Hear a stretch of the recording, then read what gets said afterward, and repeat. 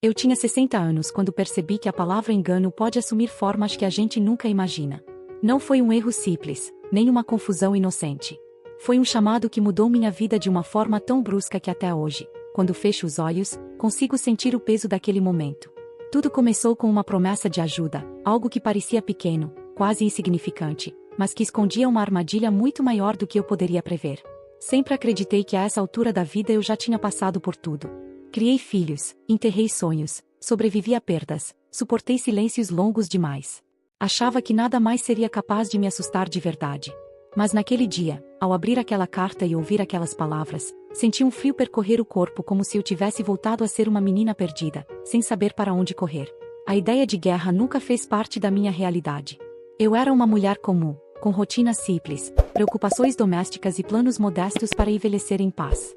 Por isso, quando percebi que estavam me empurrando para um conflito que eu não escolhi, minha mente se recusou a aceitar.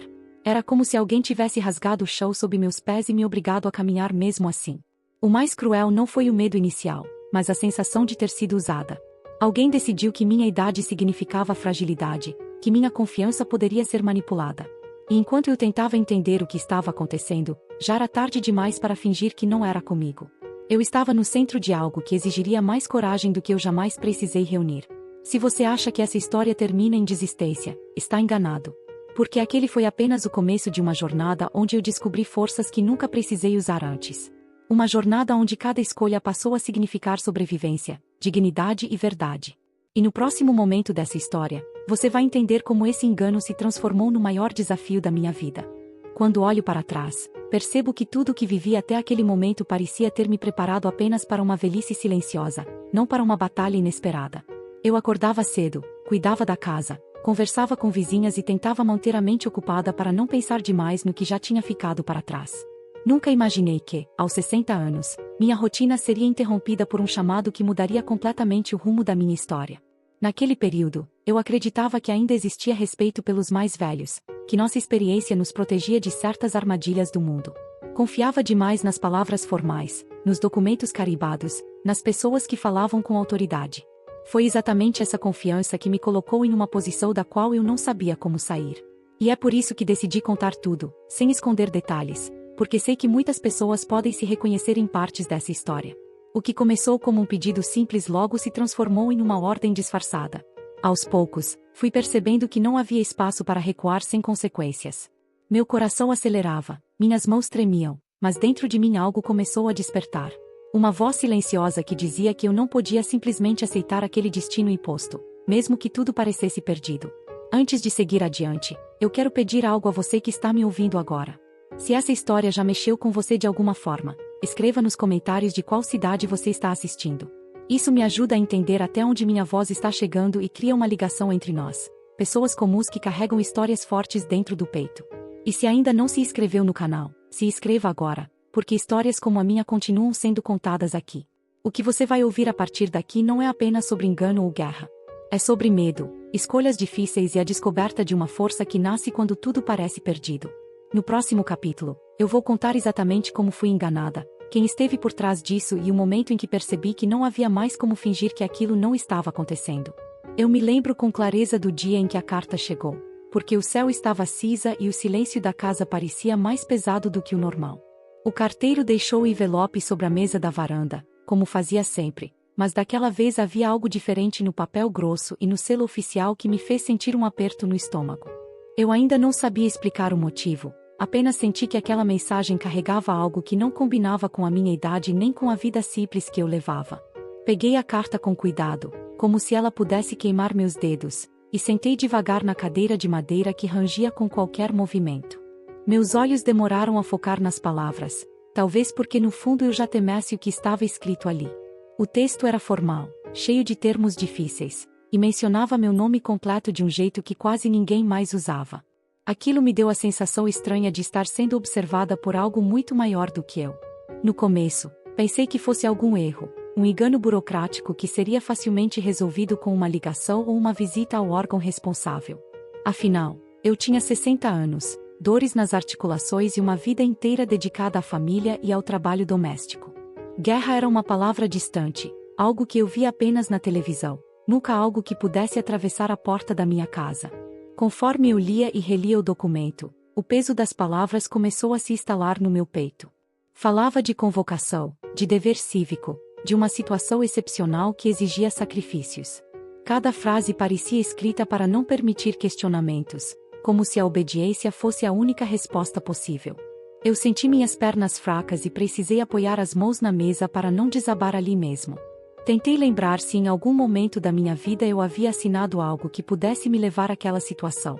Revirei memórias antigas, trabalhos temporários, registros esquecidos, mas nada fazia sentido.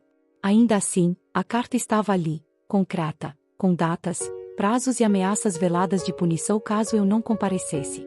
Era como se minha história pessoal não tivesse importância diante daquele papel. Passei o resto da manhã andando pela casa, lendo o documento em voz alta, tentando encontrar alguma brecha, alguma frase que dissesse que tudo não passava de um equívoco. O relógio na parede marcava as horas com um tic-tac irritante, lembrando que o tempo estava passando e que eu precisava tomar uma decisão. Cada segundo aumentava minha angústia.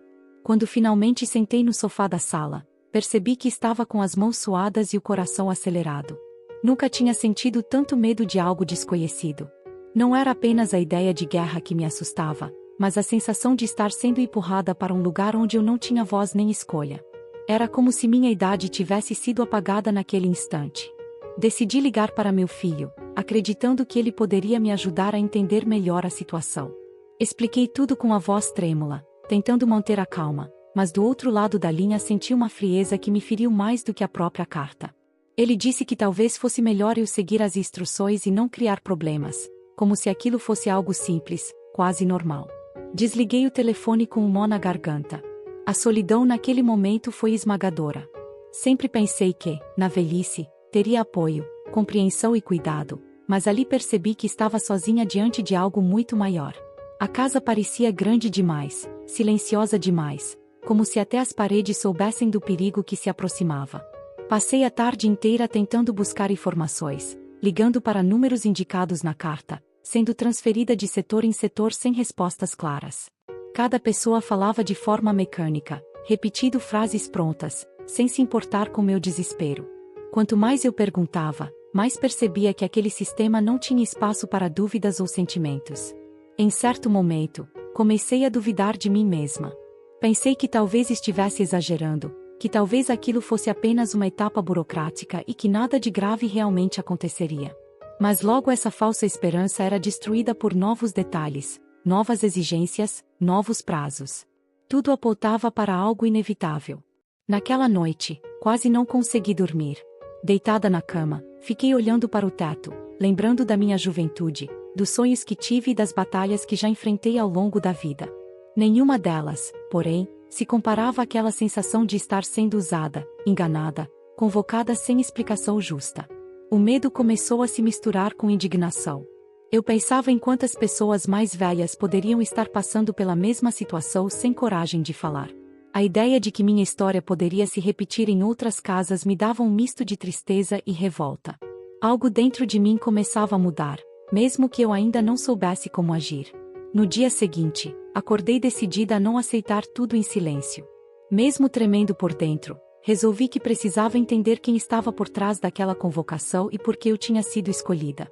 Era o mínimo que eu devia a mim mesma depois de uma vida inteira cumprindo deveres e engolindo injustiças.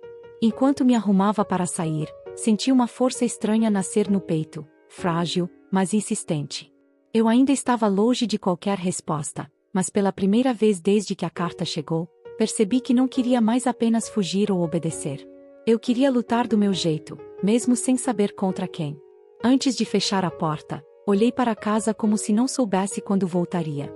Toquei na parede da sala, respirei fundo e pedi coragem em silêncio. Sabia que aquele era apenas o começo de algo muito maior, algo que mudaria para sempre a forma como eu enxergava o mundo e a mim mesma. No próximo capítulo, vou contar o que aconteceu quando finalmente compareci ao local indicado na carta e como descobri que o engano era muito mais profundo e cruel do que eu imaginava. Se quiser que eu continue, diga para continuar. Cheguei ao endereço indicado na carta logo cedo, antes mesmo do sol se firmar no céu. O prédio era grande, frio, com paredes cinzentas que pareciam sugar qualquer traço de humanidade. Enquanto eu subia os degraus da entrada, senti minhas pernas tremerem, não apenas pelo esforço físico, mas pela sensação de estar entrando em um lugar onde minha vida seria julgada por estranhos. Na recepção, havia uma fila longa e silenciosa, formada por pessoas de todas as idades, mas poucas com cabelos brancos como os meus. Aquilo me causou um estranhamento imediato. Eu observava os rostos ao redor tentando entender se alguém ali também se sentia deslocado como eu. Ninguém se olhava nos olhos, todos pareciam evitar qualquer tipo de conexão. Quando chegou minha vez, entreguei a carta a uma mulher jovem que mal levantou a cabeça para me encarar. Ela digitou meu nome no computador com pressa, como se eu fosse apenas mais um número. O som das teclas ecoava no silêncio do salão, aumentando minha ansiedade a cada segundo. Eu queria perguntar o que estava acontecendo, mas minha voz parecia presa na garganta. Ela pediu meus documentos e começou a analisá-los com uma expressão neutra, quase entediada. Em certo momento, franziu a testa e olhou novamente para a tela, como se algo não estivesse batendo. Meu coração acelerou, e eu senti um fio de esperança surgir, achando que finalmente alguém perceberia o erro. Mas a esperança durou pouco. A funcionária chamou um superior, um homem de terno escuro e olhar rígido, que se aproximou sem cumprimentar. Ele pegou meus papéis, fez algumas perguntas rápidas e frias, e confirmou que meu nome constava na lista de convocados. Quando mencionei minha idade, ele apenas respondeu que a situação era excepcional e que não cabia a mim questionar. Aquelas palavras me atingiram como um tapa. Passei a vida inteira questionando, lutando, criando filhos, enfrentando dificuldades, e agora alguém me dizia que eu não tinha o direito nem de perguntar o motivo de estar ali. Senti um calor subir pelo rosto, misto de vergonha e revolta, mas permaneci em silêncio. Fui encaminhada para uma sala menor, onde outras pessoas aguardavam sentadas em cadeiras de plástico. O ambiente era abafado, e o ar parecia pesado, carregado de tensão. Sentei-me em um canto, tentando não chamar atenção, mas ao mesmo tempo observando tudo com cuidado. Eu precisava entender aquele lugar. Um homem mais velho sentou-se ao meu lado e puxou conversa em voz baixa. Ele também não compreendia por que tinha sido chamado e parecia tão confuso quanto eu. Aquela breve troca de palavras foi suficiente para me lembrar que eu não estava completamente sozinha, mesmo que o sistema tentasse nos isolar. Depois de algum tempo, fomos chamados um a um para entrevistas individuais. Quando entrei na sala, vi uma mesa, 2 cadeiras e um gravador ligado. A pessoa à minha frente começou a fazer perguntas sobre minha saúde, minha vida profissional, minhas habilidades. Cada resposta minha parecia ser avaliada não como parte de uma história, mas como dados frios. Em determinado momento, questionei se havia algum engano, expliquei minha rotina simples, minhas limitações físicas, meu histórico familiar. A resposta veio rápida e dura, dizendo que todos ali estavam sendo avaliados de acordo com critérios específicos e que emoções não faziam parte do processo. Aquilo me fez sentir invisível. Saí da sala com um papel nas mãos, contendo instruções para os próximos passos. Enquanto caminhava pelo corredor, senti uma mistura de raiva e impotência. Era como se minha identidade tivesse sido reduzida a um formulário, e tudo o que vivi até ali não tivesse valor algum. Do lado de fora do prédio, respirei fundo várias vezes, tentando organizar meus pensamentos. A cidade seguia seu ritmo normal, pessoas andando apressadas, carros buzinando, como se nada de extraordinário estivesse acontecendo. Aquela normalidade contrastava de forma cruel com o turbilhão dentro de mim. Voltei para casa com a sensação de que algo estava muito errado, mas sem saber exatamente o que fazer. As instruções eram claras, os prazos apertados, e qualquer desobediência parecia trazer consequências graves. Ao mesmo tempo, obedecer significava aceitar uma injustiça silenciosa. Passei o dia refletindo sobre tudo o que eu vi e vi naquele lugar. Lembrei de quantas vezes fui forte quando achavam que eu não conseguiria. Talvez aquela fosse mais uma dessas situações, ainda que a mais assustadora de todas. A diferença é que agora o inimigo não tinha rosto claro. À noite, enquanto organizava os papéis sobre a mesa, notei um detalhe que havia passado despercebido. Um código, uma sigla repetida em vários documentos, algo que não correspondia ao meu histórico. Aquilo acendeu uma pequena luz dentro de mim, uma suspeita de que talvez houvesse, sim, um erro grave. Decidi que não podia ignorar aquele detalhe. Se existia uma falha, eu precisava encontrá-la antes que fosse tarde demais. Pela primeira vez desde o início de tudo, senti que talvez houvesse uma brecha naquele sistema tão fechado e impessoal. Peguei um caderno antigo e comecei a anotar tudo, cada nome, cada palavra, cada número que aparecia nos documentos. Aquilo me dava uma sensação mínima de controle em meio ao caos. Eu precisava me agarrar a qualquer coisa que me mantivesse firme. Enquanto escrevia, pensei em quantas pessoas simplesmente aceitariam tudo sem questionar. Aquilo me deu ainda mais força para continuar investigando. Eu não queria ser lembrada como alguém que apenas obedeceu por medo. Antes de dormir, decidi que no dia seguinte voltaria àquele prédio, não como alguém confusa, mas como alguém determinada a entender a verdade. Mesmo que me mandassem embora, eu precisava tentar. Sabia que essa decisão poderia trazer problemas, mas também sentia que estava me aproximando de algo importante. Algo que poderia mudar completamente o rumo dessa história e talvez salvar não só a mim, mas outros que estavam presos na mesma armadilha. No próximo capítulo, vou contar como essa pequena suspeita me levou a descobrir uma engrenagem perigosa por trás da convocação e o risco que corria ao tentar enfrentá-la. Se quiser que eu continue, diga para continuar. Acordei antes do amanhecer com a cabeça pesada e o coração inquieto. Mal tinha dormido, porque a sigla repetida nos documentos não saía da minha mente. Eu sentia que ali estava a chave de algo muito maior, algo que ninguém queria explicar. Enquanto preparava um café simples, fiquei olhando para os papéis sobre a mesa como se eles pudessem me responder sozinhos. Decidi voltar ao prédio levando cópias de tudo o que eu tinha.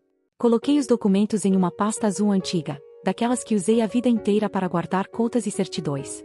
Aquela pasta parecia carregar toda a minha história, e eu precisava que ela me protegesse naquele dia. Respirei fundo antes de sair, pedindo forças para enfrentar o que viesse. Ao chegar novamente ao local, percebi que o ambiente parecia ainda mais hostil do que no dia anterior. Os mesmos corredores frios, as mesmas pessoas caladas, mas agora eu me sentia diferente.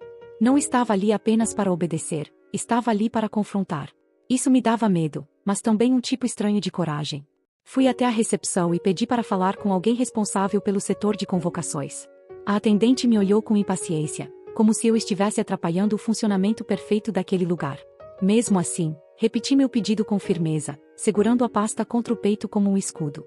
Depois de uma espera longa e desconfortável, fui chamada para uma sala onde um homem de aparência cansada folheava documentos sem me encarar.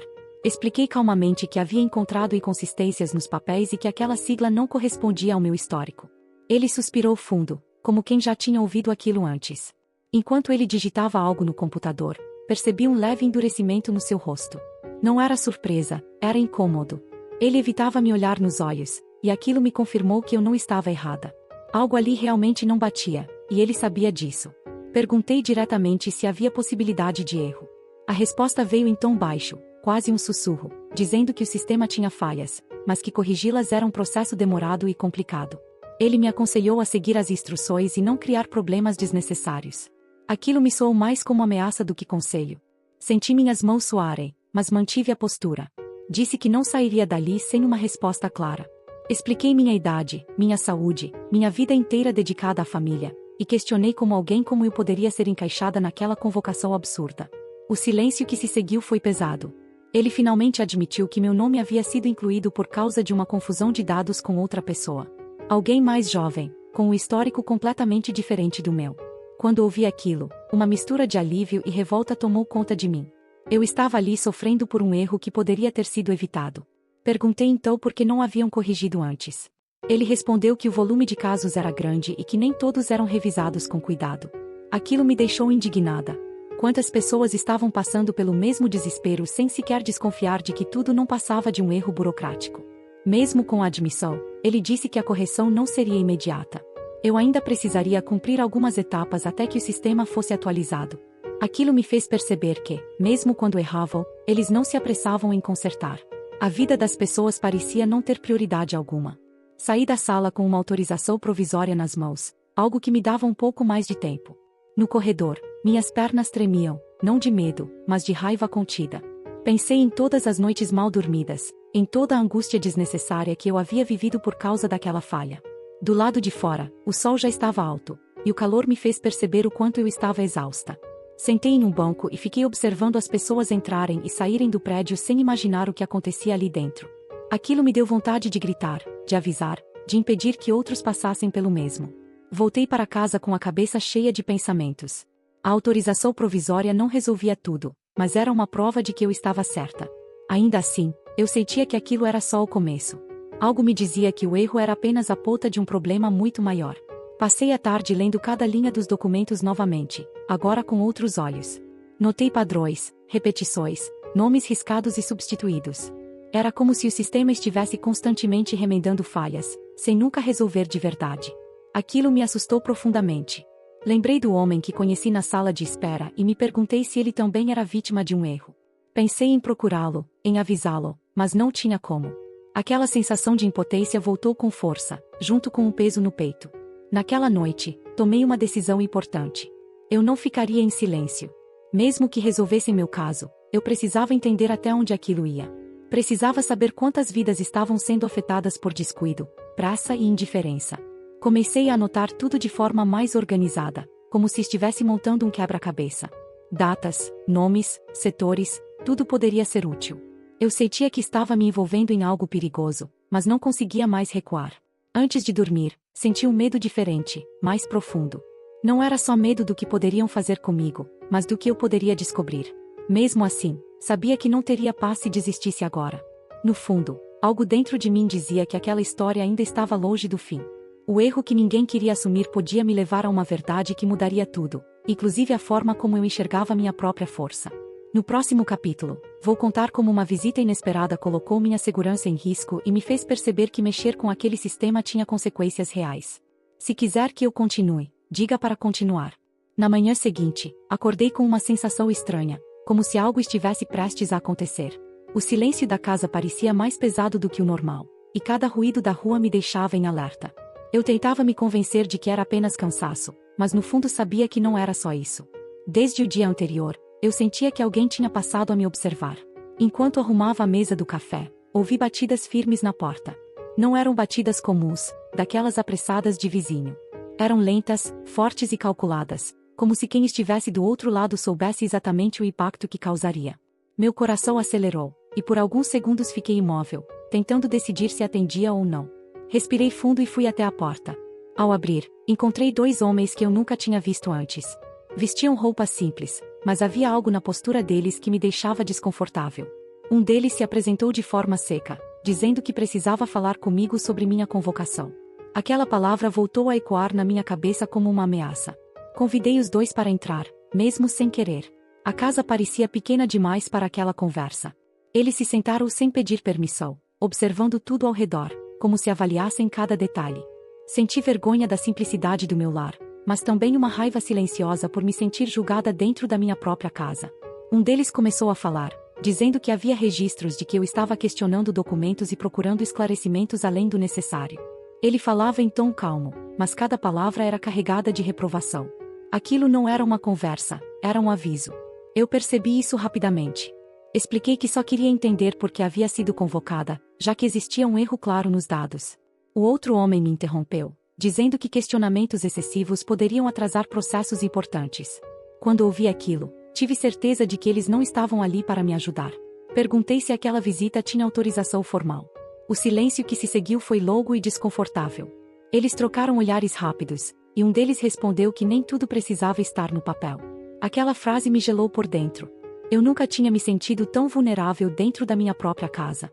Tentei manter a calma e disse que tinha uma autorização provisória. Mostrei o documento com as mãos trêmulas, esperando que aquilo encerrasse a conversa.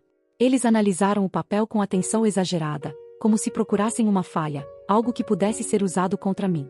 Depois de alguns minutos, um deles devolveu o documento e disse que aquela autorização não significava que eu estava fora de risco. Ele explicou que revisões podiam ser revertidas e que decisões finais nem sempre eram favoráveis. Era uma forma clara de me intimidar, de me fazer recuar. Senti um nó na garganta, mas não chorei. Havia algo dentro de mim que se recusava a ceder naquele momento. Olhei para os dois e disse que só queria justiça e clareza. Disse que não estava fazendo nada errado. Minhas palavras saíram firmes, mesmo com o medo tentando me dominar.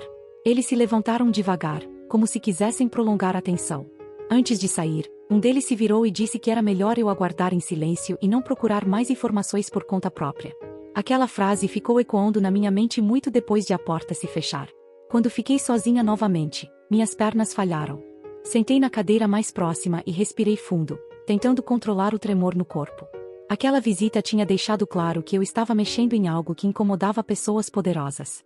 Passei o resto da manhã olhando pela janela, desconfiando de cada carro que passava devagar demais. Eu me sentia exposta, como se minha casa já não fosse um lugar seguro. Aquela sensação de proteção que sempre tive ali tinha desaparecido completamente. Decidi ligar para uma antiga amiga, alguém em quem eu confiava. Contei tudo com a voz embargada, e ela me aconselhou a anotar cada detalhe daquela visita. Disse que, se algo pior acontecesse, eu precisaria de provas. Aquilo me fez perceber que a situação tinha escalado mais rápido do que eu imaginava. Comecei a escrever tudo em um caderno velho, registrando nomes, horários, falas e até expressões faciais. Cada palavra escrita me dava um pouco mais de controle sobre a situação. Era como se eu estivesse recuperando parte da força que tentaram tirar de mim. Ao mesmo tempo, a dúvida me consumia. Eu me perguntava se valia a pena continuar. Se talvez fosse mais seguro aceitar qualquer decisão e seguir em frente.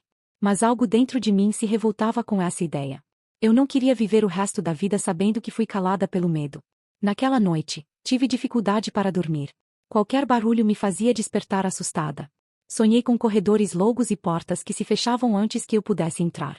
Acordei suando frio, com a sensação de estar presa em algo que não compreendia totalmente. Mesmo exausta, tomei uma decisão ao amanhecer. Eu precisava de ajuda externa. Não podia enfrentar aquilo sozinha. Havia pessoas e caminhos que eu ainda não tinha explorado, e talvez ali estivesse a chave para sair daquela situação. Peguei o telefone e procurei um número que eu tinha guardado há anos, de alguém que entendia mais daquele sistema do que eu. Meu dedo hesitou antes de discar, mas no final, apertei o botão. Eu sabia que, a partir daquele momento, não haveria mais volta. No próximo capítulo, vou contar como essa ligação revelou segredos ainda mais assustadores e me colocou diante de uma escolha que poderia mudar completamente o rumo da minha vida. Quando a ligação finalmente completou, senti meu coração bater tão forte que parecia ecoar dentro da cabeça. Do outro lado da linha, a voz de Augusto soou mais grave do que eu lembrava. Ele havia trabalhado por anos em setores que lidavam com documentos oficiais e convocações, e era uma das poucas pessoas que eu conhecia capazes de entender aquele emaranhado de papéis e ameaças veladas. Assim que me identifiquei, ele ficou em silêncio por alguns segundos, como se já soubesse que aquela ligação não era por acaso. Contei tudo com calma, desde a chegada da carta até a visita inesperada daqueles homens.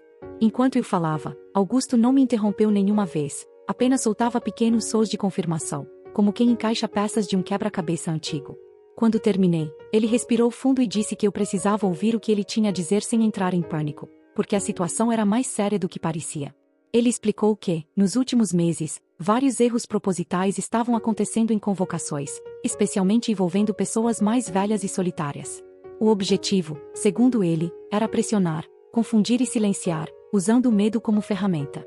Aquilo me fez lembrar imediatamente do tom dos homens que estiveram na minha casa e da forma como tentaram me intimidar sem deixar nada claro. Perguntei por que fariam isso comigo, uma mulher de 60 anos, sem influência nenhuma. Augusto respondeu que justamente esse era o perfil escolhido. Pessoas que não costumam questionar, que confiam em documentos oficiais e que muitas vezes não têm apoio jurídico. Ouvir aquilo foi como levar um golpe no estômago. Eu tinha sido escolhida não por erro, mas por conveniência. Ele me alertou que aceitar qualquer ordem sem questionar poderia me colocar em risco real, mesmo que tudo parecesse confuso e mal explicado.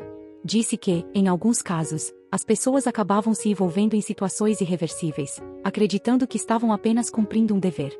Cada palavra dele aumentava minha sensação de urgência. Perguntei o que eu deveria fazer a partir daquele momento.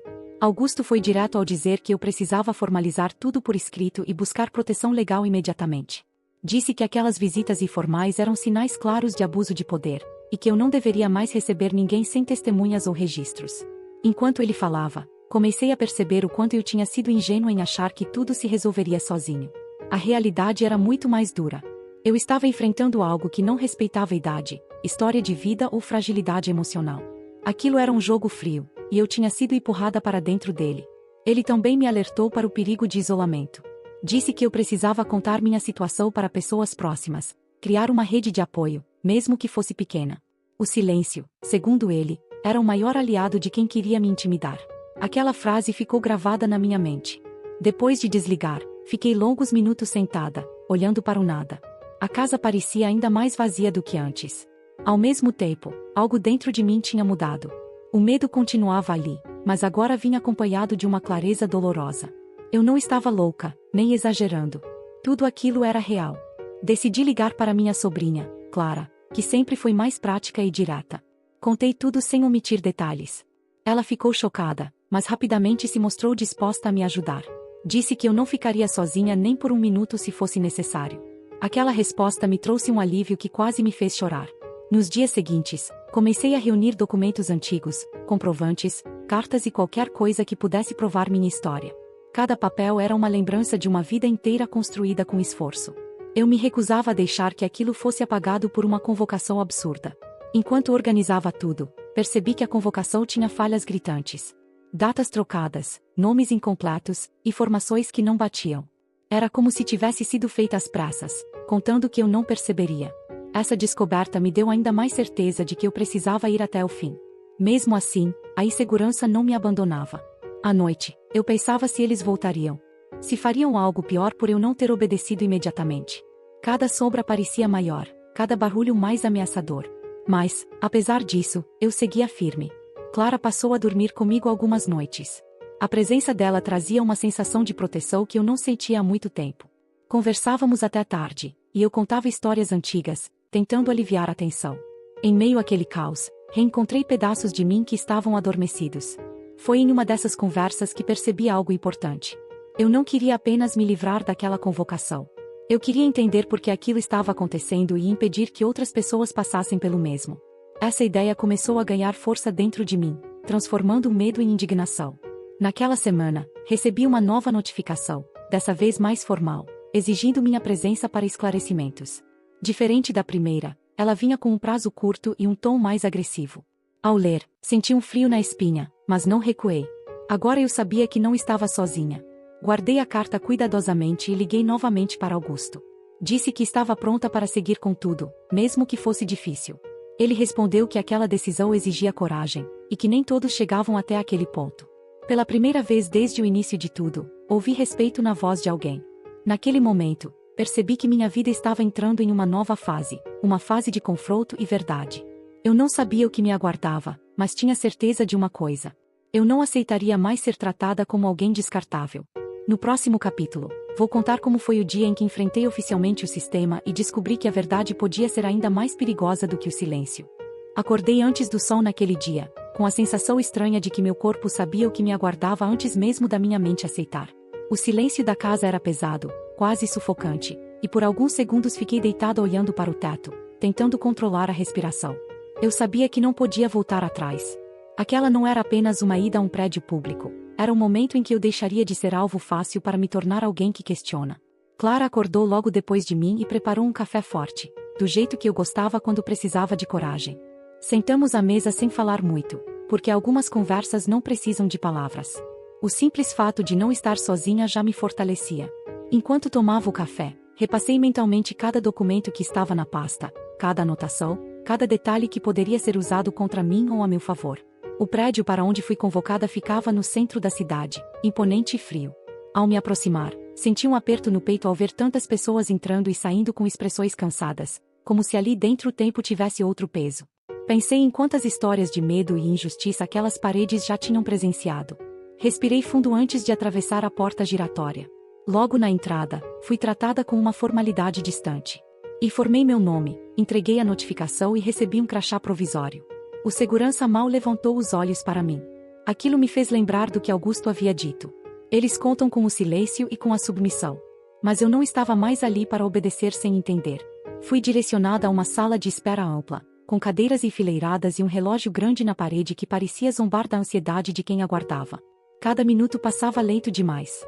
Observei as pessoas ao meu redor, tentando imaginar o motivo de cada uma estar ali. Vi jovens nervosos, homens de olhar vazio e algumas mulheres mais velhas, como eu, segurando bolsas com força. Quando chamaram meu nome, senti um leve tremor nas mãos, mas mantive a postura. Entrei em uma sala menor, onde 2 homens e uma mulher estavam sentados atrás de uma mesa longa. Nenhum sorriso, nenhum gesto acolhedor. Apenas olhares atentos e frios. Sentei-me diante deles, colocando a pasta sobre a mesa com cuidado. A mulher começou a falar, explicando que aquela convocação era para esclarecimento sobre uma suposta obrigação que eu teria deixado de cumprir. O tom dela era técnico, quase ensaiado. Enquanto ela falava, percebi pequenas contradições nas palavras, falhas sutis que denunciavam a fragilidade do argumento. Isso me deu força. Quando chegou minha vez de falar, minha voz saiu mais firme do que eu esperava. Disse que estava ali para entender exatamente por que eu havia sido convocada, já que os documentos apresentavam erros evidentes. A expressão de um dos homens mudou levemente, como se não esperasse resistência. A mulher pediu que eu especificasse os erros. Abri a pasta e comecei a apontar cada detalhe. Datas incoerentes, nomes incompletos, referências legais ultrapassadas. Enquanto eu falava, Percebia um desconforto crescente do outro lado da mesa. Eles se entreolhavam, cochichavam, e isso só reforçava minha certeza de que algo estava errado desde o início. Um dos homens tentou interromper, dizendo que aquelas questões poderiam ser resolvidas depois, e que o importante era eu cumprir a ordem. Foi nesse momento que senti a indignação subir. Disse, com calma, que eu não cumpriria nada sem esclarecimento formal e respaldo legal. O silêncio que se seguiu foi pesado. A mulher respirou fundo e mudou o tom. Passou a fazer perguntas pessoais, tentando me desestabilizar. Perguntou sobre minha família, minha rotina, minha condição de saúde. Respondi apenas o necessário, sem me aprofundar. Eu sabia que aquilo não era curiosidade, era uma tentativa de encontrar brechas. Em determinado momento, percebi que aquela reunião não era sobre uma obrigação real, mas sobre pressão psicológica. Eles queriam que eu me sentisse pequena, confusa, incapaz de questionar. Mas algo dentro de mim tinha mudado desde a primeira carta. Eu já não era a mesma mulher assustada. Depois de quase uma hora, disseram que analisariam novamente meu caso e que eu seria informada dos próximos passos. O tom já não era de autoridade absoluta, mas de cautela. Levantei-me com dignidade, recolhi meus documentos e agradeci, mantendo a postura até sair da sala. Ao deixar o prédio, senti uma mistura de alívio e exaustão. O ar do lado de fora parecia mais leve, como se eu tivesse atravessado uma tempestade. Clara me esperava do outro lado da rua e, ao me ver, abriu um sorriso aliviado. Caminhamos em silêncio por alguns minutos, absorvendo tudo. No caminho de volta, percebi que aquela ida não tinha resolvido tudo, mas tinha mudado o jogo. Eles sabiam agora que eu não estava sozinha, que eu entendia meus direitos e que não seria fácil me intimidar. Essa consciência me deu uma sensação de poder que eu não sentia há anos. Nos dias seguintes, a ansiedade continuou, mas agora vinha acompanhada de determinação. Eu sabia que poderia haver retaliações, novas tentativas de pressão. Mesmo assim, estava preparada. Eu tinha decidido não recuar, custasse o que custasse. Recebi, alguns dias depois, uma comunicação informando que minha convocação estava sendo revista por inconsistências. A palavra inconsistência soou como uma pequena vitória. Não era o fim, mas era um reconhecimento silencioso de que eu estava certa em questionar. Aquilo me fez pensar em quantas pessoas aceitam situações injustas por medo ou falta de informação. Pensei em quantas histórias nunca são contadas porque alguém se cala. Essa reflexão acendeu em mim um desejo ainda maior de não deixar tudo aquilo morrer ali. Eu sabia que ainda havia muito por vir. O sistema não gosta de ser confrontado, principalmente por alguém que ele considera frágil. Mas eu estava